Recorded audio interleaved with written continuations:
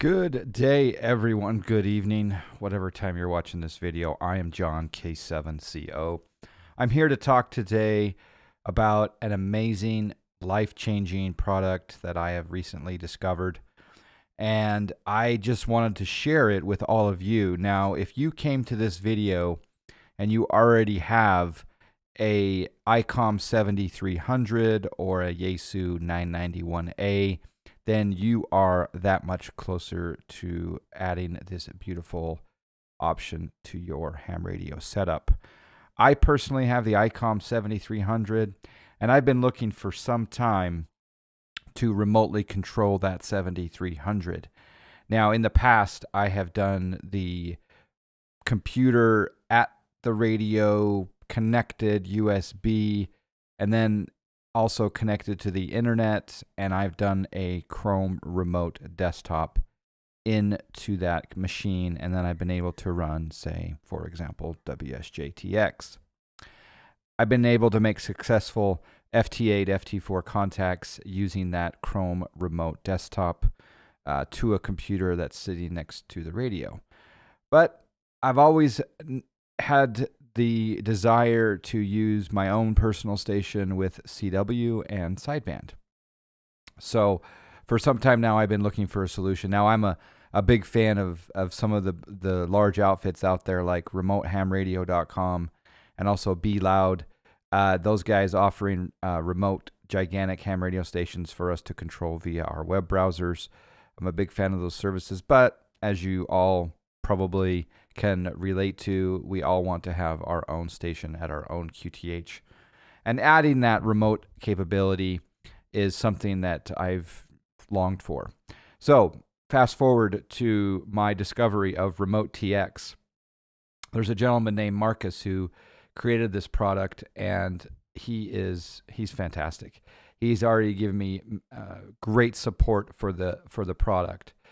You buy you buy a software service, a cloud resource from Marcus from remotetx.net, and this system will basically allow you to connect a Raspberry Pi to your radio and then to the cloud system.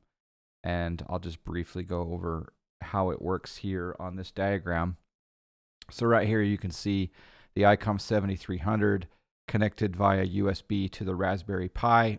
This can be a Raspberry Pi 3B or a 4B.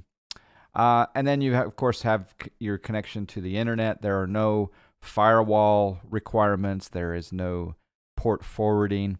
You have your Raspberry Pi talk to the Remote TX cloud servers, and then your PC, wherever it is in the world, as long as it's connected to the internet, can talk to your Icom 7300 radio. It's also, the other morning I woke up and there was a station, a Parks on the Air station on that I wanted to work, and I just hadn't woke up. I hadn't got ready for the day. Pulled out my iPhone, launched my remote capability into my 7300, and voila, worked a Parks on the Air CW station via my iPhone. So you can do it via iPad and iPhone. You can also do it via Android.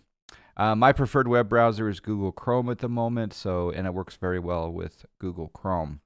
Let me show you the interface, and then I'll talk a little bit more about my experience with that. So I go over to, because I've subscribed to the service, it's something like $70 or more dollars per year.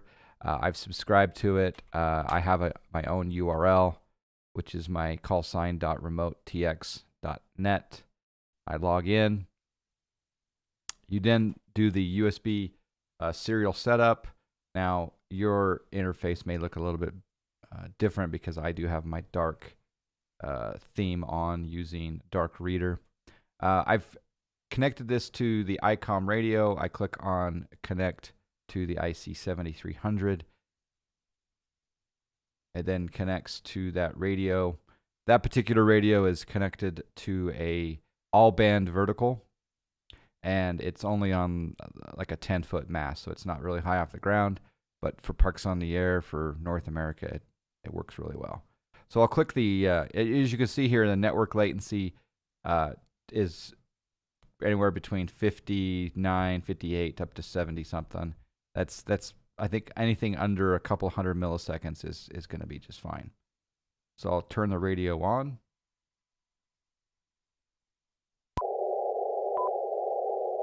And sure enough, we're on 20 meter CW. So one thing that I love to do is Parks on the Air. And Parks on the Air allows you to log in and give you your stats of how many parks you've worked, how many activations you've done. There's lots of awards. Parksontheair.com, POTA.app. It's amazing. It's a life changer. But unfortunately, at this particular time, there is no way for me to log into POTA and go to the spot page.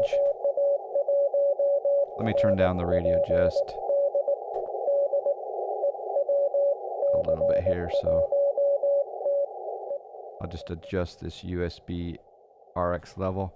If you go to the spot page, you can see here that there's all these Parks on the Air stations that are on the air right now, right? But I can't tell if I've worked this particular park or not. And I would really one day hope that they add a filter up here that cross-references the database to say whether or not you've worked this park before. I really think it would help out those people who have limited time and they are just going for that park number. But there is probably motivation to not include that situation because it would maybe discourage people from contacting these activators. But I don't think so. I actually think it would improve because, again, there's awards for contacting the same park over and over again. But in my mind, if I have a limited time or resource, I want to go after that new park. So with that being said, I built my own website, and this filters the Parks on the Air website. Let me do a reset here on this. Just 1 second.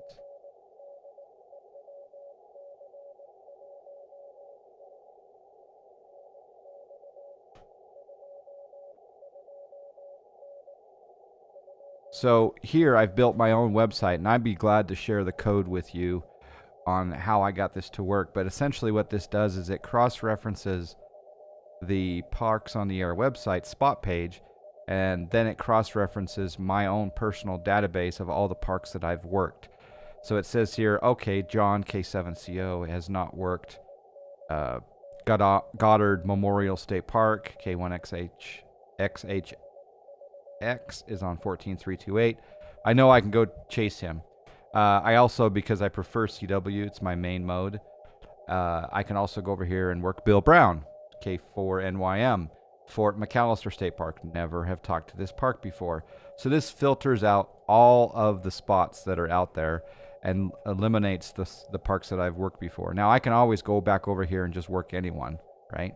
Because there's awards for working, again, for working the same park over and over again. But I do want to increase that park hunted number. So I've built this website. So I digress from the remote TX for a moment, but I just wanted to come over here, and I see here that on 14059, Whiskey Charlie 1 November is at Beaver Tail State Park. Let's go back over to the remote TX here, and I'll see if I can work him. I'll turn this up here a little bit.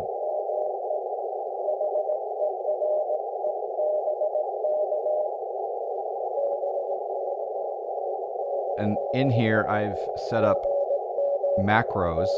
So I'm just going to click this button right here, and it'll send my call sign. Here we go.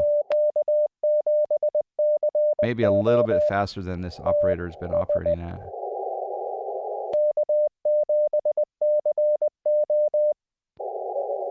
Oh.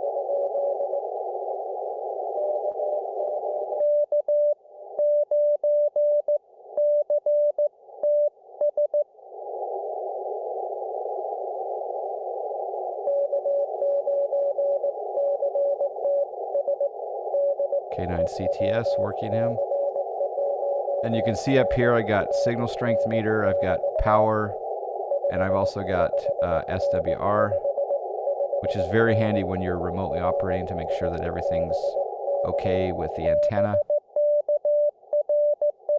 I've also got the ability to click on the auto antenna tuner. A lot of options here with filtering. I can obviously change bands. I have a BVFO, AGC, all that good stuff.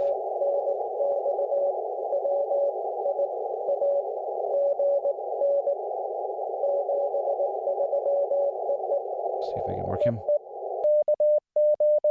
I should slow down a little bit.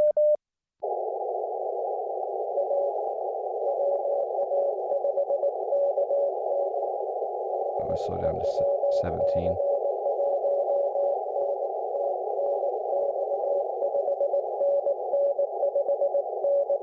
Band's not quite open. It's pretty early here in the morning in Utah. And I'm trying to talk to Rhode Island.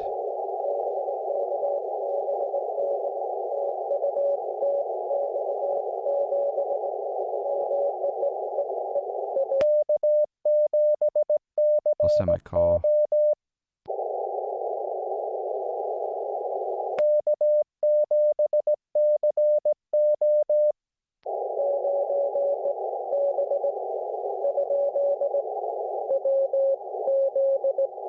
Not having luck yet. The thrill of the chase.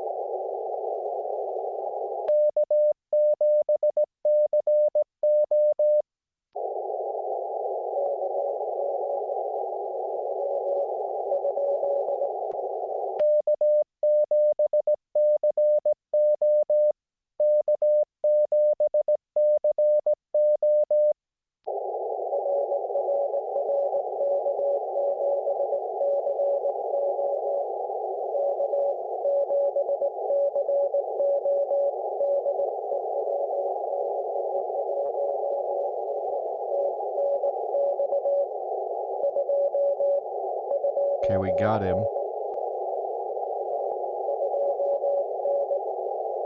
Send his park number. I'll send him the macro 339, Utah. Thank you.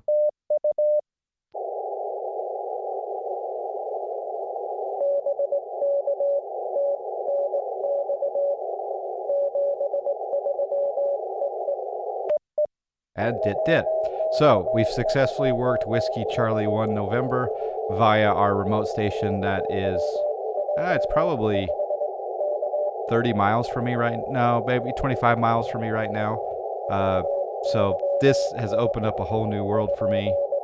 And let's just go down here and see if we can hear Bill K4NYM. I've worked him many times on many different parks. So, the other thing I'm going to show you is, and I'll do a video of this. In fact, I'll just show me filming the video. Let's turn on my handy dandy iPhone here. And I'll just put this video inside of this video. Over here, I have a USB knob. You can barely see it out of frame there. And this USB knob can be programmed so it will rotate and change the frequency here. So, right? So I'll just rotate the knob. And as you can see, it's changing the frequency. Now, Bill's frequency is 4.3.9. So I'll just rotate down to 4.3, and then I'll hold the button down and rotate up to 4.3.9. And this is a very cool program And the crazy part about it is the programming of this button all happens via Notepad. There's some instructions, but basically you hold the power button down, and then you turn it on while Notepad is open, and all of a sudden the menu comes up and you can change it to be compatible with remote TX. Now, this is all discussed on the remote TX website. If you go to resources and you go to USB VFO knob setup, he walks you through step by step on how to set up this USB knob for all your tuning pleasure. It's really cool. The other thing too about Marcus and RemoteTX.net is, let me just turn this down here as I listen to Bill in the background. The other thing about it is he's got a lot of really nice resource here. Obviously, you can download the software. One thing that I did recently is I wanted to set up FT8. So over here under the Icom guide, Icom-7300, here's your quick start for setup in CW. But down here is the FT8 guide for the 7300. Here you download a virtual audio program called VB Audio Cable A and B, and he walks you through step by step on how to do it, and it's fantastic. It's a little bit beyond the basic, setup of a radio, and especially if it has a built-in sound card, you do have to go through this and pay attention to each setup. But essentially, and here's the other strange thing about this, it's great that he's discovered that this is possible, but those of us that have a Icom 7300 or a 991A are so used to plugging in that USB cable and having access to a USB sound card. We connect it to our computer and we run our digital modes. Well, because this is remote, we have to do a little bit different of setup. In my case, I chose to go this route.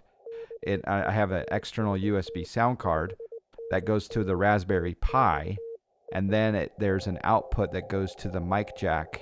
Sorry, there's an output here that is mic in that goes to the phone jack, and then there's a cable that goes out to my Heil adapter for the microphone here. And again, he walks through it and he tells you about how to set it all up in the software and everything. But I have complete control over the radio. There's also a program called Remote TX, and maybe I'll show a video of FT8 in the future of how I have done that on another PC. But again, this is an example of the great documentation that's available. The couple other things here. Again, the radios that are compatible. There's a couple of them that are compatible. Elecraft is compatible, but I would really recommend, if you're going to buy a new radio, buy one that has a built-in sound card. So either the 991A or, in my opinion, the best ham radio out there, the Icom 7300. So anyway, that is pretty much, you can also get a free trial. You sign up, you get, I think you get 30-day free trial if you want. And then again, the pricing here is $40 US for 6 months or 12 months for $70. It is so worth it. Anyway, I'll give you an example of the sideband that I can hear on this.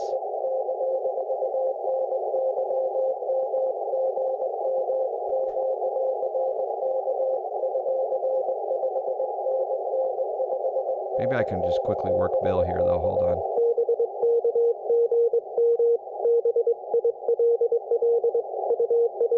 Change my word per minute here.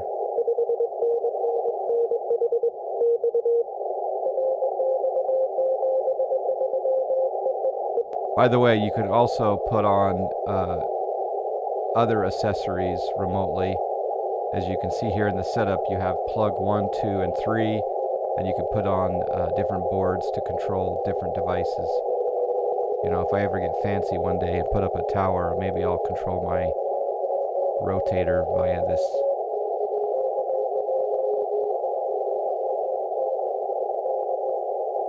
He's fading a little bit. Let's see if we can hear anyone else here. What about N5BO at Ichituckney? I don't know how you say that, but 248.3. We'll give Bill one more chance here.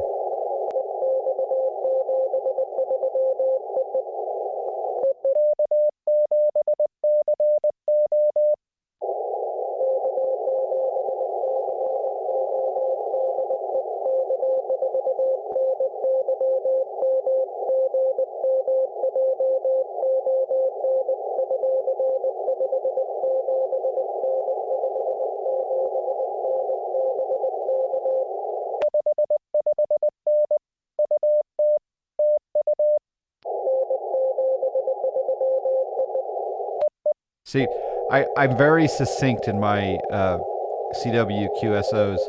I really, and this is a whole nother topic that maybe I'll go at length into down the road. All the little filler words like GM, GA, good afternoon, good morning, unnecessarily giving out my park number on every QSO. All of these little things add to the length of the contact. And if you're an activator or a hunter and you want to put in these filler words and these GLs for good lucks and whatever, your name, whatever, by all means, go for it. Have fun. But me personally, when I'm hunting and there is a steady number of people that are chasing the park, I really want to get in and out quickly. I want to get in the log. Hey, thank you. See ya. 73. Dit. Even 73 is long sometimes just a TU. So in this case, I put my call sign out there. All I give him is signal report, state, and thank you. That's it. Nothing else. But again, there's no right or wrong way to do this, right? As long as you're courteous and polite. But it's interesting how some people will go on and on and on, and that's their right, but it certainly keeps some people out of their logbook. But have fun, that's the most important. All right, quickly over here to single sideband. Let me listen for 14284 Marshall State Fish and Wildlife. So I'm going to highlight that field, use my USB knob to scroll quickly up to 248. And then going to click on the upper sideband USB. Maybe increase my... Kilo Charlie 3, Mike Hotel, Quebec. I don't think I can hear the POTA on that side, but as you can see here, I got sideband. Now, I don't know if I've given permission for this microphone to work on Chrome web browser, but we're going to give it a go here, but we need to find someone that we can hear, so... Kilo Charlie 3, Mike Hotel, Quebec. 14316, maybe Kilo Charlie 3, Mike Hotel, Quebec. Maybe we'll be able to hear that station. Nope.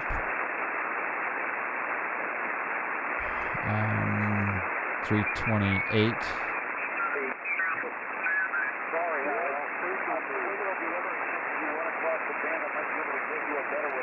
Pretty weak there on sideband. That's the beauty of CW, right? Is that we can get through when conditions are lousy.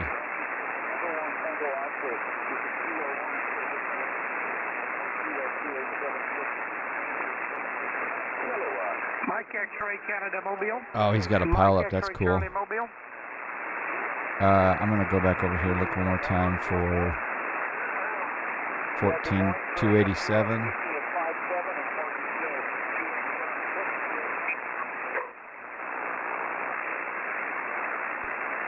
Anyway, you get the idea.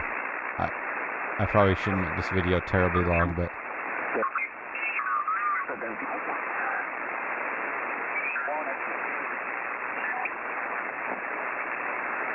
But if you're looking for a easy way to remotely control your radio, I'll go ahead and click this off for now.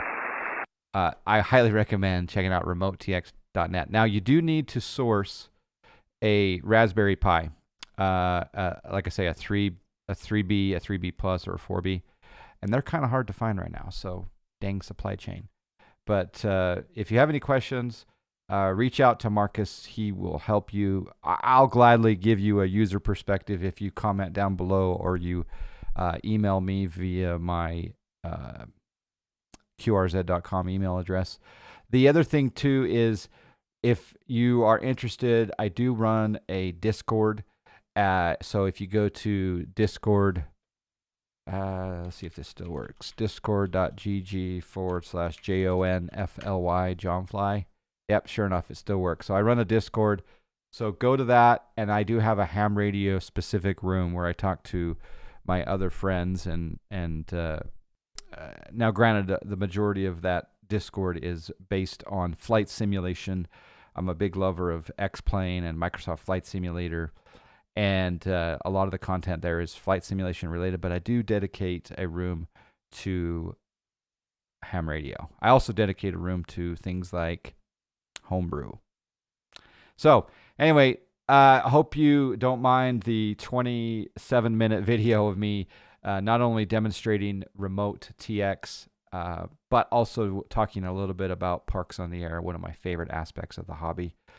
I can't think of anything at the moment. I know that once I end this video that there'll be something that I'll think to myself I should have talked about. But, I'm going to show you videos. Sorry. I'm going to show you some pictures of my setup so you can get an idea of what that's like. So, again, this is the Discord. Oh, I wish Parks on the Air would go to Discord in addition to Slack. They use Slack now, but I just love Discord. How many other people out there are Parks on the Air fans that want Discord in their lives from a POTA perspective? If I click on ham radio and I go to, this is the setup that I wanted to talk about. So this is the antenna that I was talking out today to those two Parks on the Air stations. This is installed at a friend's house. It's a real simple setup. Got a tetherball pole here, and then the what's called the Harvest 250B antenna is U-bolted to the tetherball pole. This is a 18-foot all-band antenna, 80 through 6 meters. It's got 1.5 to 1 SWR or less on all of those bands, and it's not lying. It is completely low across every ham band. I even made a 60-meter contact the other day for the first time ever because I have now a multi-band antenna. Now, this is not the best performing antenna. This is not. It's not a high gain. It's not a. It's obviously it's omnidirectional, but there's a lot of loss here in the transformer, and that's why if you call it a transformer, but the capacitance down here, there's a lot of loss in this device. Right there. And so don't, if you're thinking about getting, I guess Diamond, I think, makes one called the CHA250. If you're thinking about that one, this is basically a clone of that called the Harvest Out 250B, which you can get on Amazon.com for, I think, $229, between $229 to $300. So if you're looking for an all-band antenna that's simple, that's not a great performer, but we obviously made Parks on the Air contacts today with it, and I have talked to all over the world with it because conditions are improving. Now, just a little bit more on the setup that I have there on Discord. If we go back here, I also tied the tetherball pole to the fence with a rope. But here is my simple setup. So again, I have an Icom 7300. I got an MFJ power supply. I do use a USB shielded cord that goes from the Raspberry Pi into the 7300, and I have a large toroid that I've put on that USB cable. And then here is my USB sound card that goes into the Raspberry Pi, and my various cables going to my high adapter into the mic and to the phone jack of the 7300.